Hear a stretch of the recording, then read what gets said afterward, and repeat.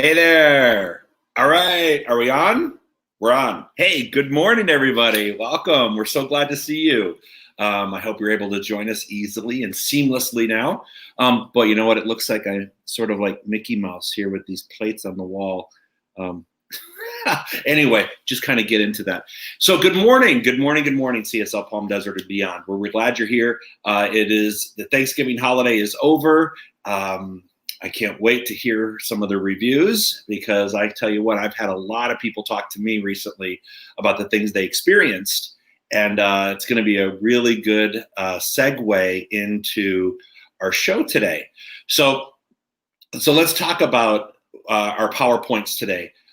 We uploaded a new set of PowerPoints and they should be available to you in the comment section or somewhere in the chat section. We had an old set that was uploaded, but we updated it with what I wanted to talk about today. So I hope you can get to those. If not, you could just follow along any way you like. All right. So let's get going because this is really timely to be talking about this. So go ahead, Krista, go ahead and put this first slide up. The first slide that I have here is called Resentment is Ruin. And it's kind of interesting that the idea of resentment seems to be, how should you say, very prevalent in a lot of conversations that I'm having with people. People are resenting this virus and they're resenting the things that have happened about the virus and resenting people making decisions about what's going on with the virus. They then had resentment about not being able to get together with family. And then people who did get together with family were talking about resentments and angers and hostility at the table because people were resenting what was happening with the election and on both sides, the fallout on both sides. And people were talking, I mean, it was just, I was surrounded by conversations where people are in heavy doses of resentment. They're just really dealing with it at record numbers that I've never heard before, because usually you could talk to some people about, you know, a relationship that has gone bad or a job that went bad. And there's a lot of that resentment in there. But this seems to be an everyday topic. And I think it's that way because it's very easy to fall into an anger or well, anyway, we're going to get onto it. So let's go right with it. So cue it up for me after that, Krista. Next one, please. So resentment is an abnormal direction of emotion with an unconscious intent of self-destruction. Resentment is an abnormal direction of emotion with an unconscious intent of self-destruction. So let's dive into that, all right? I'm reading from The Science of Successful Living. If you want to join me, I'm on page 44. So this is what he says. This is Raymond Charles Barker, vintage 1957 stuff. Resentment is an abnormal direction of emotion with an unconscious intent of self-destruction. Its indulgence creates havoc in every area of your life. It is harmful to the body, your business, your friendships, and your finances. Its insidious operation infiltrates all unconscious actions. When you allow your subconscious mind to be saturated with this emotional malignancy, you are not only in trouble, but you are headed for more trouble. That's the next part. Give them the next slide, Krista. That's one of my favorite lines, right? Look, you know, when you allow your subconscious mind to be saturated with this emotional malignancy, you are not only in trouble, but you're headed for even more trouble. So let's talk about that. First of all, I like the way he says, this is an abnormal, it's self-destruction, its indulgence creates havoc in every area of your life. I know people that are very resentful, and I understand this. I totally get it. You know what? I don't want to say it's justified, but it's understandable why we have so many issues around resentment right now. It's a human reaction right now. And it's interesting. I was talking to a friend of mine who was talking about how extremely upset and resentful he is about how this virus has taken control of his career, or it appears to have, how it is and now. And he was complaining about the lack of interaction and family. And I'm like, I totally get that. But what was happening was simultaneously his resentment was turning into physical issues. He was making himself physically sick. Things were happening to him, not just illnesses from the inside, but he was tripping, he was falling, he was, stubbing his toe. Everything that was happening was just sort of adding to this greater frustration of resentment. And like you said, when you're feeling resentful, you're not only in trouble at the moment, you're going to be creating trouble, because through the law of attraction, anytime you have that kind of stuff sitting out there, that kind of energy, it begins to attract things that will happen to you, around you, and with you.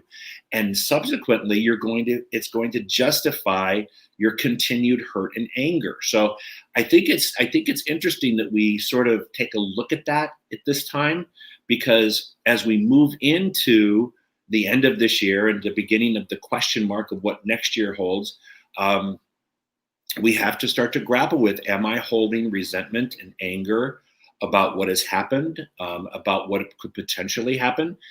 How can I purge myself of that? How can I rid myself of that so that I'm not being held hostage by it? Okay, next slide, please. I think we're rolling into the next one. We are emotional beings. Your emotions never were intended to be used destructively. Next part on page 45, first paragraph. Here we go. Humans are emotional beings. Our emotional structure is a way in which we experience life and enjoy our experience. Emotions were never intended to be used destructively. Watch the toll that anger, resentment, jealousy, and other negative feelings take out on you. Wrong use of emotional causes depletion and destruction, right? Wrong use of emotion causes depletion and destruction, while their right use is power and enjoyment. Okay, so that means we have to do a look in here. Am I experiencing power and enjoyment, or am I feeling sort of depleted? Am I feeling tired, exhausted? Am I over it all the time? Am I constantly on edge, right?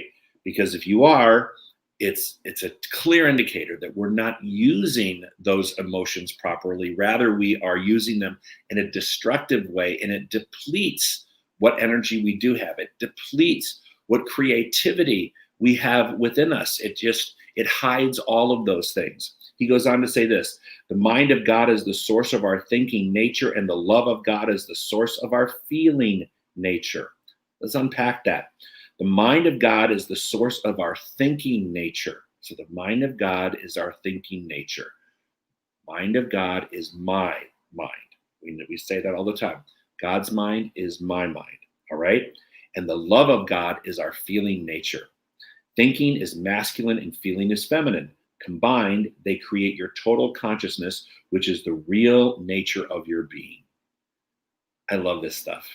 It hits me on a level that when I talk about this stuff, I realize that I myself am harboring some resentments and some issues.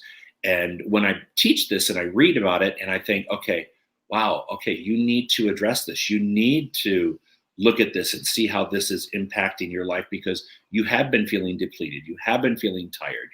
You have been feeling at times very disconnected. And in that case, it requires us to look at what we're thinking about in terms of resentment and that negative use of energy. Next slide, please. Resentment is one of the ways it finds self-expression when normal means are not provided by your conscious mind. Oh, man, he keeps hitting me. He just keeps hitting me.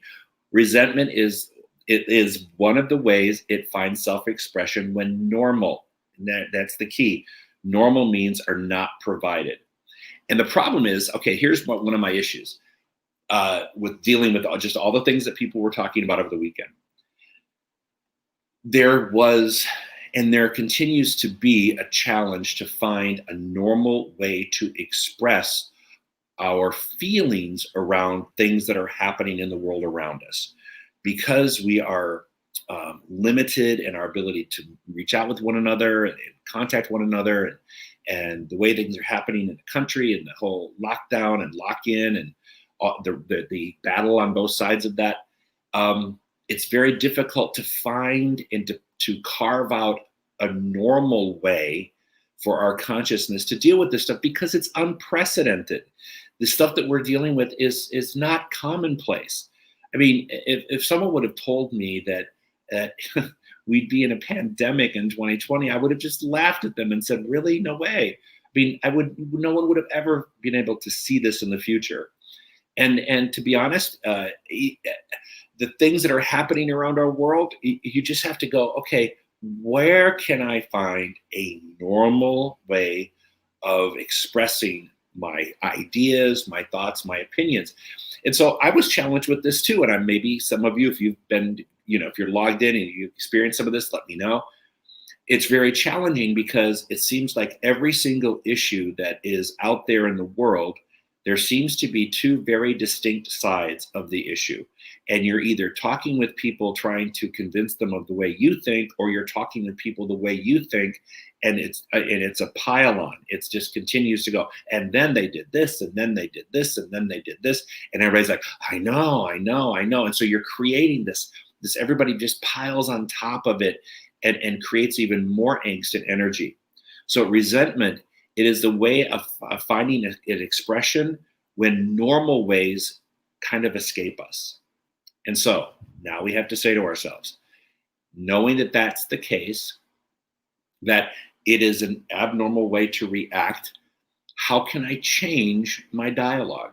I was talking to a friend of mine and I said, I want you to go back and read the 4 agreements. I want you to go back, especially the one about being impeccable with your word.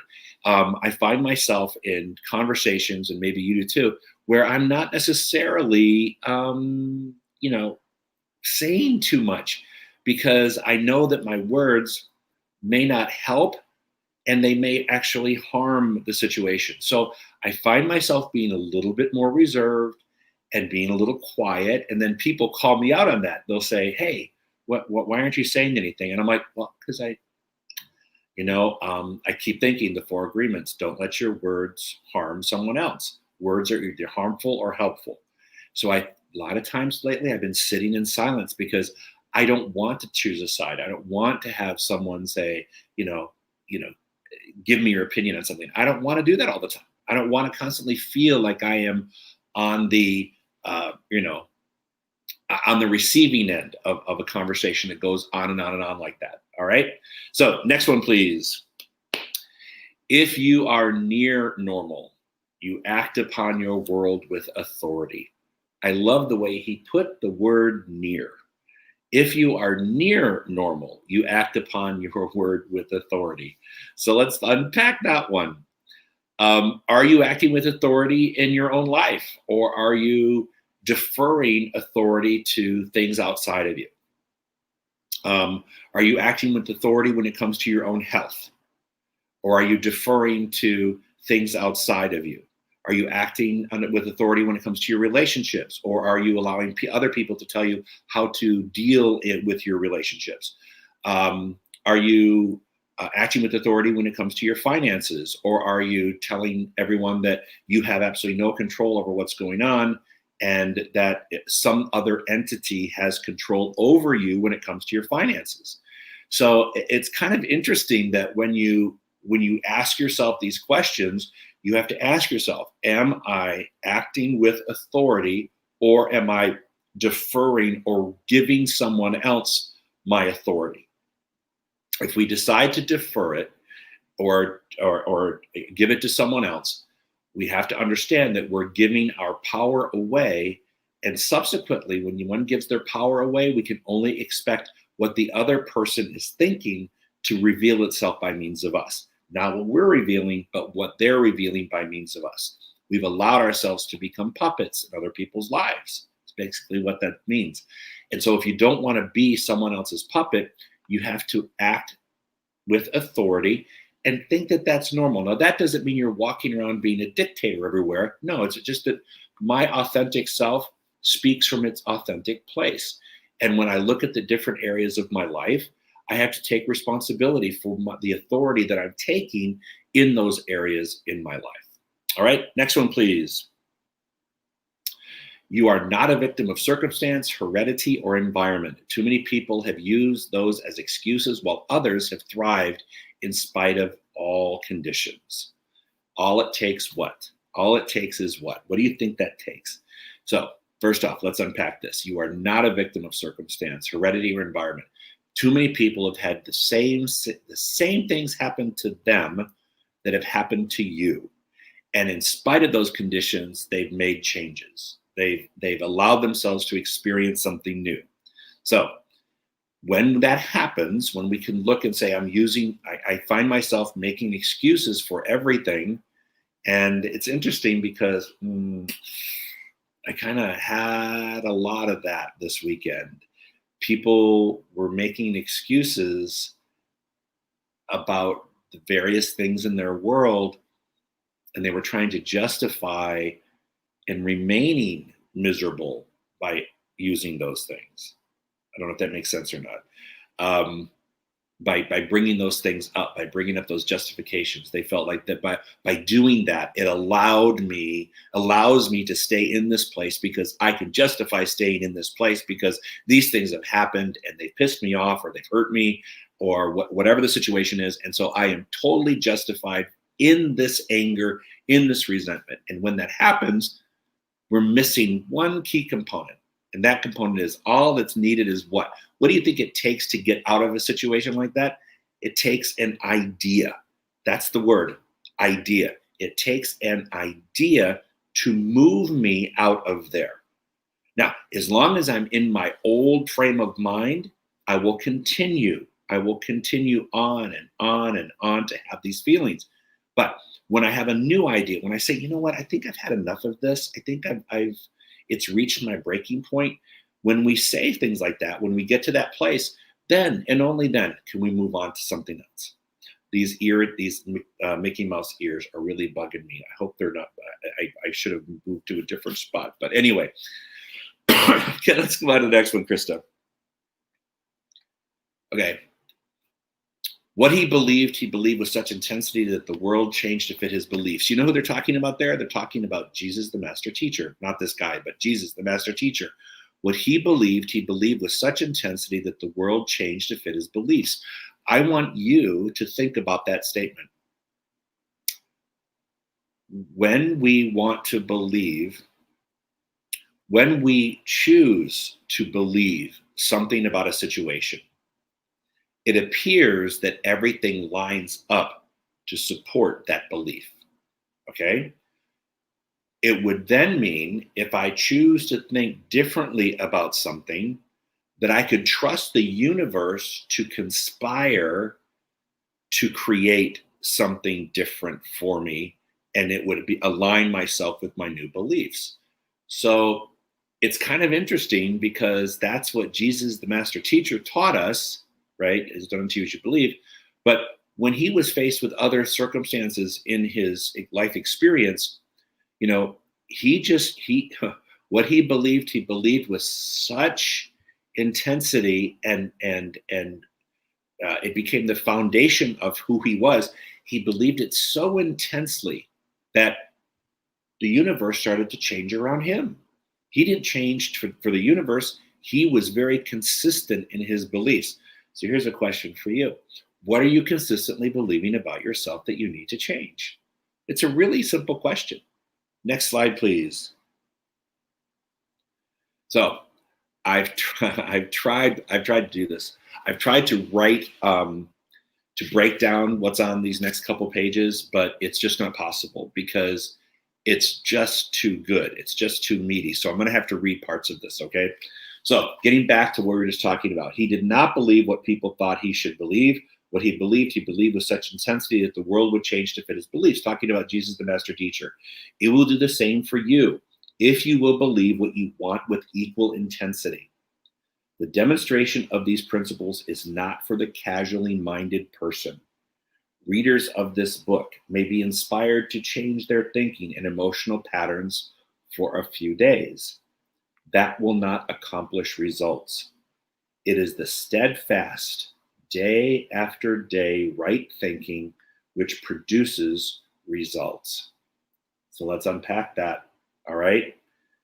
The demonstration of these principles is not for the casually minded person. It requires spiritual consistency and spiritual practices. When you start demonstrating spiritual consistency and spiritual practices, what you will find is that your life will become more consistent with your belief system and the practices that you put in place. So if you're only doing things here and there, if you're only giving it, once a week, there you get a shot of spirituality, but the other 6 days and 300 or 6 days and 23 hours, you don't do anything, you can expect the results to not be exactly what you want because you're not putting forward your best, your best effort. It says here, he says here, the demonstration of these principles is not for the casually minded. Readers of this book may be inspired to change, right? Their thinking and emotional patterns for just a few days. Just a few days. I'll do it for a couple of days, and then we fall back into our old systems again, right? But if you really want to make changes, it takes day after day, right thinking. So keep going. Emotional problems are usually created by personal relationships. As long as you live, you will have to live with people. At the present time, scientists are developing cures for most diseases, making advances in medical technology, and adding years to the normal lifespan. All right, so 1957, he's writing that at the present time, the scientists are developing cures for diseases. Little did he know. Making advances in technology. Little did he know. And adding years to a normal lifespan. Little did he know, right? This means that there will be an ever-increasing number of people on this planet, and you will be among them and having to deal with them. That part's fun. You cannot escape personal relationships. Each year, the streets, offices, cities, and apartment buildings will be jammed with more and more people, and not all of them will be your kind of people. Some will annoy you, and a few will hurt you. Your relationships with many will be unimportant, but once in a while, there will be a person in your life with whom you resent. So let's unpack that, shall we? So we do know that there are so many advances in technology that people are living longer, and because of that, we've got more people on this planet, right? Even in spite of what's going on in the COVID-19 area, we still have all these people that continue to live, and we're going to have to deal with each other. And it seems to me that one of the things that this time has really done for everybody is people are having to live in close quarters together because they're working from home or their children are staying home from school. So there's all this new relationship dynamics that have now taken place within the home. And when one begins to look at those things, you'll see that when those things begin to change, we can look at how we're a part of it either growing or growing more difficult. We're either evolving into something more easily or things are becoming a greater struggle. We're part of that idea. We're part of that energy. We're part of the mechanics of that, if you will. All right. He goes on to say this. Not everybody's going to be your kind of person, and somebody will annoy you, and eventually someone will hurt you. And when that happens, someone who may not seem unimportant, but they really become important, you will resent. Now, when you can, what can you do to stop resenting people whose words and action disturb you? Next slide. I think it's the next slide, Krista. I think it's the next one. Nope. Hang on. Stay there, Krista. I'll catch up to you. What can you do to stop resenting people whose words and action disturb you? You are in a universe of free will. If you will take the necessary steps to understand the problem, you can stop resentment. The salvation of the world is not locked in theology. It rests in the fact that any human being can change for the better. This is the whole teaching of the Bible. It most certainly is the instruction of every Messiah, any religion, any line of thought, philosophical, psychological, or metaphysical, which makes you a better and more outgoing person, is your religious science. Man, this is great stuff. I get excited reading this stuff. You probably think I'm kind of whacked out for doing that, but that's okay. All right. There's no key anywhere in any religion or doctrine or theology that is going to tell you how to make all these things happen. These are human interactions, and we can change for the better. And anything that you do, watching this program or watching any of our 10 a.m. programs 7 days a week, any of those things that you do, will contribute to growing and expanding and allowing yourself to experience a greater life experience. Anything you do will move you in that direction. There is not a one thing that's going to change everything. Everything changes everything. If that makes sense. There's not just one revelation, it's a series of revelations that will change how you think about things and how your life begins to unfold. All right, I'm going to wrap up this one and we're going to go to the next slide. You may not wish to change your patterns. You may want to continue your resentments because they justify your failure to use your emotions rightly. Yet, deep within everyone is the knowing that such feelings are unjust, unkind, and useless. The resentful person is still an emotional kindergarten. That's the next one. Go for it, Krista. The resentful person is still an emotional kindergarten. People are the way that life designed them, plus the way that they've been used and using their powers. If you have wisdom, you realize you can change no one. They are what they are because of the consistency of their mental emotional patterns. As you cannot change them, you can only change your reactions to them. Look, the resentful person, I think, and there are times when I have to cross my face like this because there are times that I see myself like that. The resentful person is in emotional kindergarten. It's when I'm like, no, I don't want to play. I'm upset, and then someone will try to come in and I remember this. I remember watching, think of a kindergarten teacher coming in and little Susie's upset. It's like, and tries to appease little Susie, right? Or little Tommy.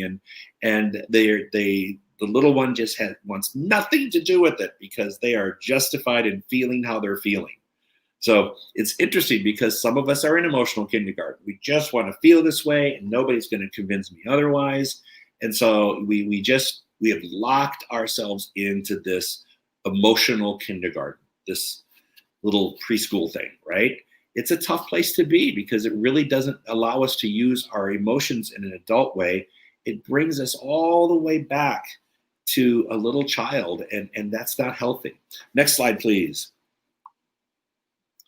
All right. Remember, you are always facing your own reaction. You are actually facing a phase of yourself. So he brings this up. Remember, you are always facing your own reaction. And every reaction that I'm actually facing is something within me that I either respect or I don't respect in myself. And because of that, I think either people should have a standard that they should meet my level of expectation, or if I don't respect myself because I don't do that, I see it in them. And because I don't like it in them, don't like it in me, I don't like it in them. That's what that says to me, all right? Remember, I'm always facing my own reaction. And I have to tell you, I've taken advantage of that the past couple days and listening to the summary of people's experiences this week over the Thanksgiving holiday and over what's going on in the country and what's going on with COVID. It's really interesting because in every person that was sharing, and there are people who have what I would call diametrically opposed views to the way I think in every capacity and every facet. So I was listening, but with each and every person, I did find that there was a part of me in each and every conversation. Now, that doesn't necessarily mean I was buying into what they were saying or that I concurred. But what was interesting is I could see myself in them. I could see part of me responding or assimilating information that they were actually a part of a phase that I was in myself. Now, some of them were productive, some of them were not. But all I can say is this. When you're having difficulties with people, many times you're having difficulties with what you have in your own life, a phase of yourself that you need to look at. All right, next slide, please. Looking back at your life, or maybe even today, who have you signed over your happiness to? This is a big question. I think there's been a lot of opportunity during the past few months to look introspectively about who have we signed over our happiness to. and what activities, and are we flexible enough to create a life that's different than what we were living 10 months ago. Looking back at your life, or maybe even today, who have you signed your happiness to? Who have you signed over your happiness to? And many people had signed their lives over, their happiness over, to the outcome of an election, or to the outcome of when and how this COVID thing is going to play out. And they're not happy in the moment. They're not happy at all in the moment, because there's too much going on. There's too many other things happening for them to grasp, right? There's too many other things that are holding them to that vibration and that level of and that frequency. They're not able to bust free of that. But if we look at it, many times we've signed our happiness over to, many circumstances outside of ourselves. We can only be happy when you and I decide to be happy. We can be sitting in the middle of paradise and be in a state of hell in our own minds. And when that happens, we have to be very careful, because what is it going to take?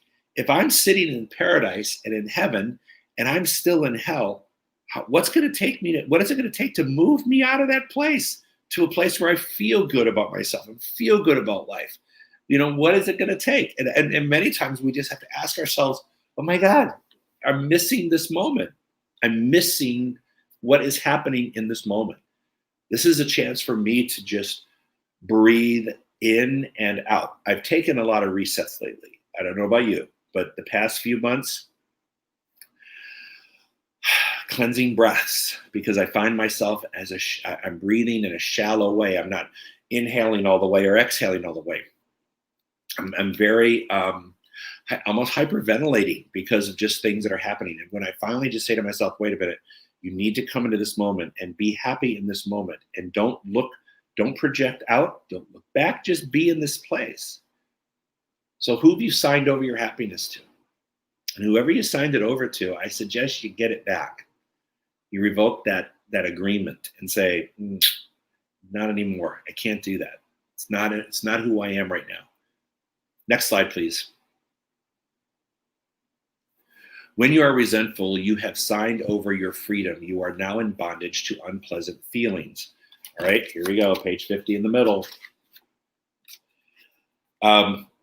When you resent an individual, you are really letting your impressions of that person operate your mind and emotions.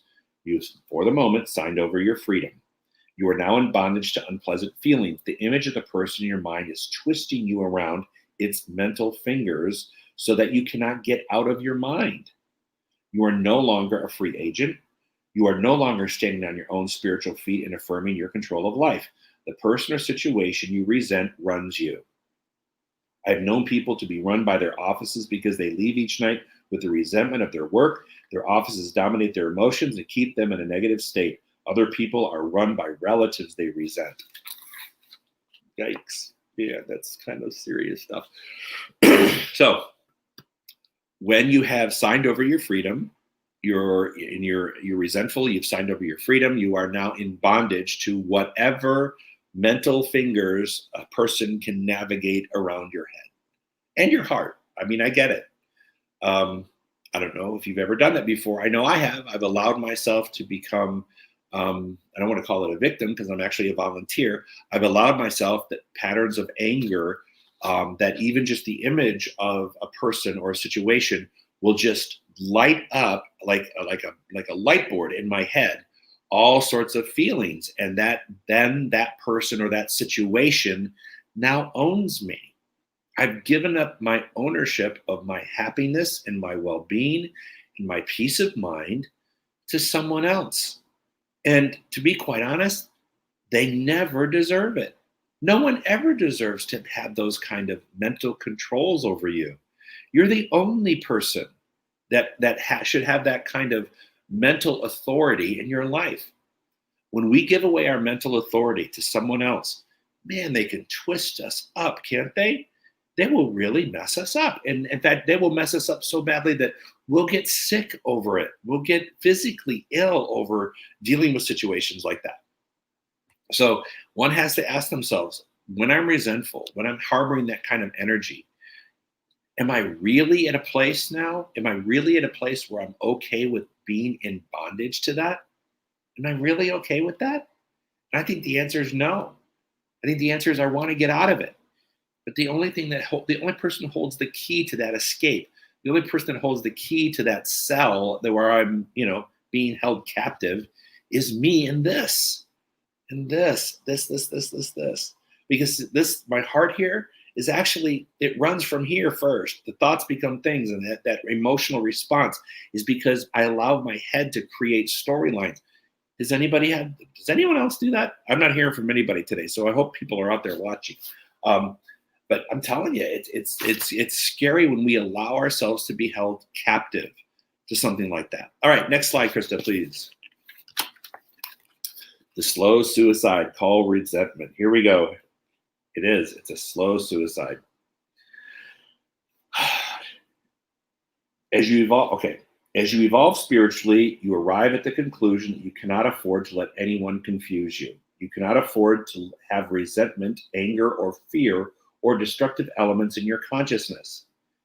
People who would never commit suicide fail to realize that they may be doing the same thing mentally and emotionally over a long period of time by their unconsciously vicious emotional patterns. You can destroy yourself through hate, resentment, and suppressed anger. It may take 50 years to do this, but the law of mind has to produce your subconscious pattern in forms. During those years, your health and personal relationships will suffer. Wow. It's a slow suicide. People who would never think of committing suicide are committing this act of resentment and accepting it in their life, and their life begins to outpicture that type of energy. And it's very sad to witness, because I've known people that have held on to resentment and anger so long that literally they carried it to the grave. They never let go of it. Even when given the chance, they just couldn't let go, because if they did, then who would they be without it? Then they could no longer justify their position in life or what was going on in their world by blaming it on something else outside of themselves. They had to be able to hang on to that. It's a really important point that you just can't glaze over. You can't just skip over it. Next one, please. Accentuation of negatives makes all positives secondary, and that leads to defeat. Perfect. Here we go. When you accent the negative things that are happening, the positive things, they just don't seem to add up. And they actually lead to defeat. All positives secondary, and that leads to defeat. It makes all positive things, you forget. When you are accepting and coming from a place of resentment, anger, hostility, or fear, when you do those things, when you allow those negatives to dictate who you are, no one's going to convince you that there are positive things happening in your life. You know that. You can't tell me that people haven't said to you when you're feeling sort of down about things, oh yes, but remember that you still have this and you've had this, and be grateful for that. And at the time you were like, are you kidding me? Be quiet. I'm enjoying my pain. I'm wanting to be in this pain, so that no matter what the secondary positive things are happening in your life, they're totally diminished and actually dismissed when you're feeling these things, because you just don't want to acknowledge them. It's easier to stay in that other space, right? All right, next one, please.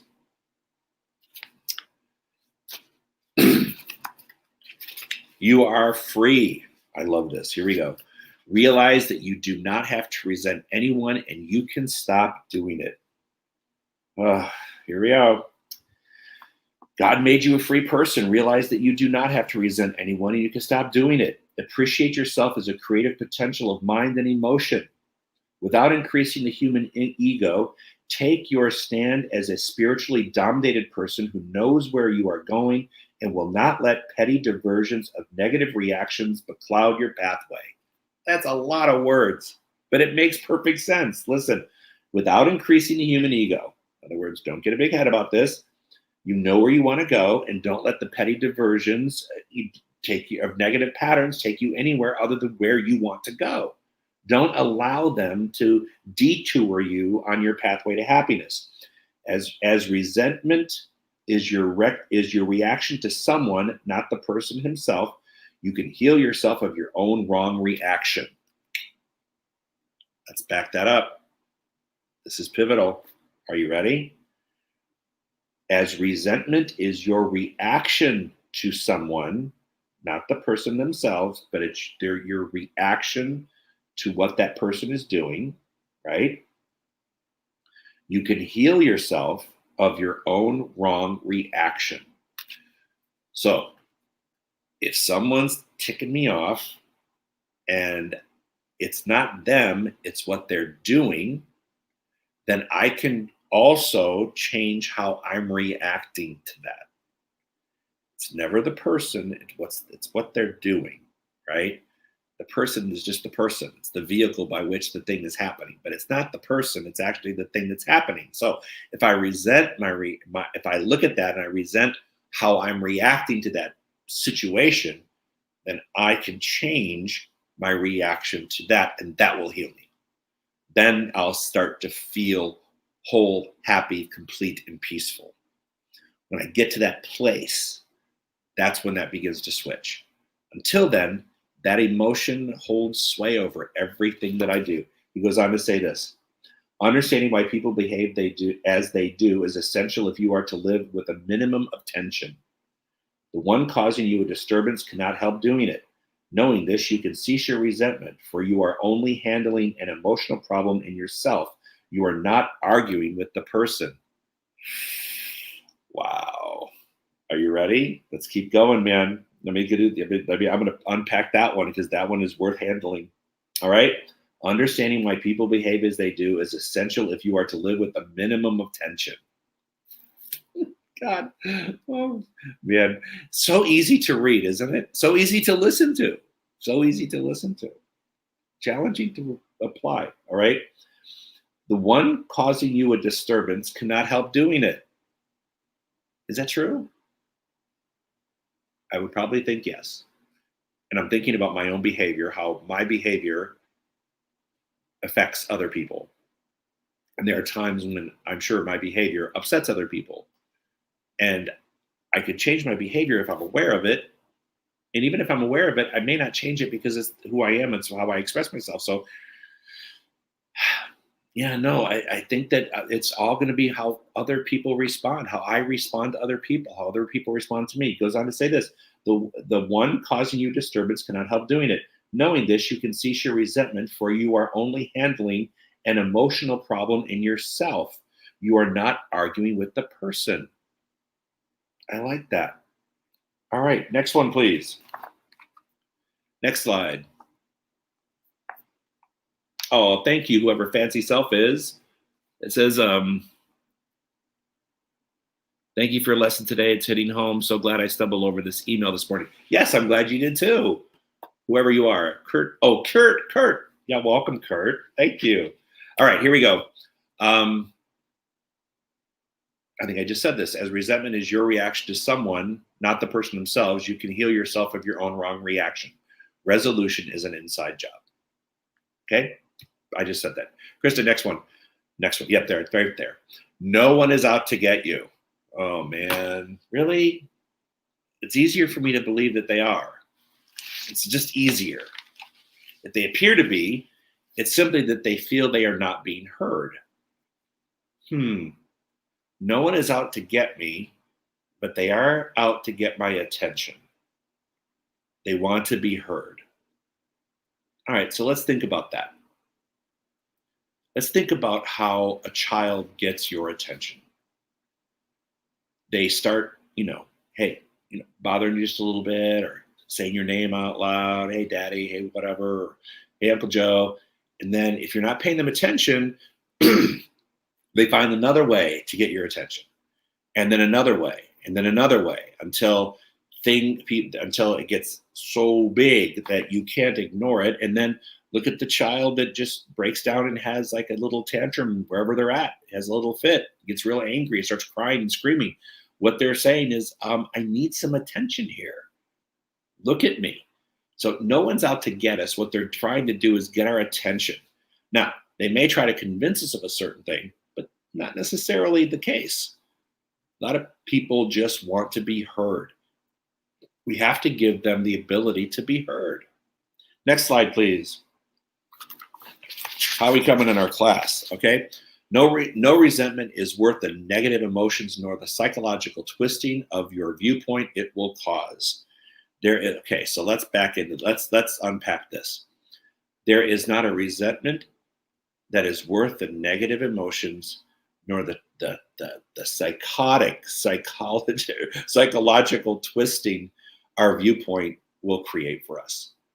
There is not a resentment that's justified in doing what it does. I mean, it takes such the toll that we have to say to ourselves, I just can't validate this resentment as being worth its trade-off. I can't make it worth the trade-off of all the twisting that goes on in my head.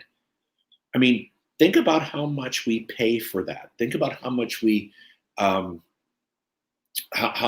seriously, how much we pay for that emotionally, spiritually, physically, financially, emotionally, how much we pay for those resentments, because they just twist around in our head and they cause us to just lose it in every way, shape, or form. So there isn't a justifiable resentment, because in the end, when one tries to justify their resentments, all you're really doing, essentially, all you're really doing is refusing to move on in your own life, refusing to move through it to the something else that's beyond it. It's basically accepting this as your wounded self that will hold on to this and keep you from any happiness in the future. It just doesn't work. Next one, please. All right. Don't let anyone interfere with the spiritual necessity of this journey. All right. Don't let anyone interfere with the spiritual necessity of this journey. There's one thing that there are several things, but there's one thing that I've come to realize in my almost 20 years of ministry. And that is this, that every part of life is a spiritual journey. May not feel like it, because some things we don't think are spiritual, we don't call them spiritual. They don't match up with this idea of a spiritual path, because it just doesn't fit with our old dogma. But everything is unfolding in a spiritually led way, whether I want to believe it or not. I've spent many a time arguing with myself over this, but I'm going, don't interfere with the spiritual necessity of this journey. That everything that's gone on in my world is gone on, and it has gone on, and it has an opportunity within itself for me to learn more about myself. Everything that's ever happened to me, good, bad, or indifferent, was always a gift that I have created within myself through my law of attraction and my belief system.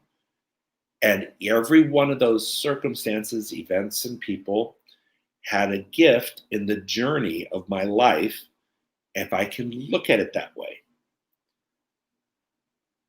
I remember when I would, way back when, long time ago, like over 30 some years ago, because Trey and I have been together 32 years, but if I was breaking up with someone or someone was breaking up with me, I had a hard time swallowing the whole idea of that, because especially if someone was breaking up with me, I mean, how dare you, right?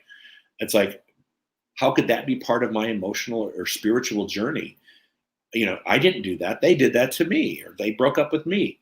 And then I realized that all of it was on some sort of a spiritual awakening pathway for me to realize that through this relationship, or now whatever it was going to morph into, I became more of myself as a result of that. Not less of myself, more of myself. Now, many times I think people think I'm not getting more of myself. I feel myself contracting. But if we would see a life experience and say, don't let this interfere with my greater good unfolding, keep moving. Don't, maybe a speed bump or a detour. I mean, maybe you hit a roadblock and you got to do a U-turn and go around and do something else. Whatever it is, there is something that is a spiritual component of that process that is necessary to your unfoldment. That's what I'll say. All right. Next one, please. What's this? I'm just diving into this book. Wow, what a treasure. Thank you for this powerful book study, Dr. Joe. Oh, Mary. Thank you, Mary. I appreciate that. All right. All right. Recognition of God is the solution. Resentment is contraction. Let's talk about that. Recognition that God, you could call it God, you could call it spirit, you could call it universe. Recognition that there is something greater than a situation is its solution. All right. I don't care what you title it. You don't have to have any religious or spiritual background to understand that whatever the energy of the universe, recognition of that thing that creates all things, that is the solution. Resentment is contraction, because you may not think so, but if I'm resenting something, most of my fist clenches up when I say that. If I'm resenting something, it's contracting. And whether I feel like it is or not, I'm holding myself here while the rest of the world marches on and gets better and better. But I'm holding myself here in this place. I'm not participating in the upward trajectory of my life. Conversely, I am holding on to something that no longer needs to be held on to. And because of that, it's literally keeping me from growing. It's shrinking my life existence and my process and my evolution. All right. Recognition of that universal presence, that's the solution. Someone said to me, argued with me because I was telling that, God is in all things. And this person just did not want to hear that God is in COVID. And I said, where could that possibly, he wanted me to tell me that he wanted me to believe that there was another power equal to, or even more powerful at times than this universal power. And I'm like, no, it's all one thing. There's God in everything. There's God in the sickness. There's God in the health. There's God in the abundance. There's God in the scarcity. It's the level of vibration that you and I attune ourselves into that creates those outcomes. Those are pure effects of using this universal power of intention. All right. Next one, please. We're running out of time. Preaching this teaching to anyone is useless unless they ask for it and with sincerity and simplicity. Most people want to hang on to their resentments in order to justify their egos. Oh, man. Oh, I don't like that. Do you like that? I don't like that. That's that. Raymond does it again. He just kicks me up again, right? Here we go. Preaching this teaching to anyone is useless unless they ask for it with sincerity and simplicity. I have laughed so many times, and it was me. I've done the same thing where I've gone, oh, you know what? So and so would really benefit from this talk or this book or this CD or this song or whatever it is. And so with great enthusiasm, I would say, okay, my gosh, you go look at this, go see, you have to hear this. And the person would look at me like, mm-hmm. Yeah. And then I realized I just wasted like, $10 on the CD or whatever it was, because they weren't ready for it. And you can't get people you can lead a horse to water, but you can't make them drink. You can't lead them there unless they want to go there. Otherwise, most people in situations like this, they want to hold on to their resentments because it justifies their anger. It justifies their position in life. It justifies their ego. I was right. They were wrong. I was wronged because I was right. And when one gets to that level of conversation within themselves, there is nowhere to go with that. There's nowhere to go. You can't win with that person because they want to hang on to it. And until they're done, I always say, until you're sick and tired of being sick and tired of being sick and tired, then and only then will you do something about it. Not one moment before and not one moment after. You've got to come to your own, where you say, I'm no longer going to harbor this. I'm no longer going to hold on to this. But for those people that can't get there, it's just that they're not ready to get there yet. There's too much invested in their anger. There's too much invested in their resentment, in their fear, and their hostility. There's too much investment there. They're not willing to give it up. All right, last slide for the day. Here we go. What is it? Which one is it? Stop trying to analyze others. Live and let live. That's a good thing to end on today. All right. Krista, make sure you mark this spot so we'll start on the next one next week. All right. But let's talk about this one. Stop trying to analyze other people. Live and let live. Hey, one of the conversations that was most interesting throughout the entire week, the weekend, was people who were having conversations around the Thanksgiving table or on Zoom conferences about things that were happening in the world. And people were trying to analyze and try to figure people out. And what is their motive? What is their motivation? Why would someone think this way? Why would someone do this? Why would some? In all the analyzing in the world, you at the end of the conversation, I ended up right back where I started, going, I don't understand why. And I still don't. And even talking to people that I was having disagreements with, at the end, I'm like, not here. I don't have it. I don't have that. I don't have it yet. It's not there. So I just have to live and let be. Live and let live. Just carry on with your life today. Carry on with your life and march with your spiritual authority.